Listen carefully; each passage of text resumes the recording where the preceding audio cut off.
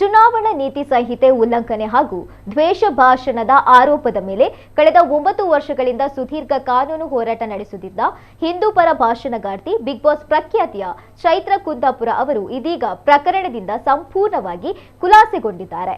ಚೈತ್ರ ಕುಂದಾಪುರ ಸೇರಿದಂತೆ ಪ್ರಕರಣದ 1 ರಿಂದ 3ನೇ ಆರೋಪಿಗಳು ನಿರ್ದೋಷಿ ಎಂದು ನ್ಯಾಯಾಲಯ ಮಹತ್ವದ ತೀರ್ಪು ಪ್ರಕಟಿಸಿದೆ. ಕಳೆದ 2018ರ ಕರ್ನಾಟಕ ವಿಧಾನಸಭೆ ಚುನಾವಣೆಯ ಸಂದರ್ಭದಲ್ಲಿ ಗಂಗಾವತಿ ಕ್ಷೇತ್ರದಲ್ಲಿ ಕಾಂಗ್ರೆಸ್ನ ಇಕ್ಬಾಲ್ ಅನ್ಸಾರಿ ಮತ್ತು ಬಿಜೆಪಿಯ ಪರಣ್ಣ ಮುನವಳ್ಳಿ ನಡುವೆ ತೀವ್ರ ಪೈಪೋಟಿ ನಡೆದಿತ್ತು.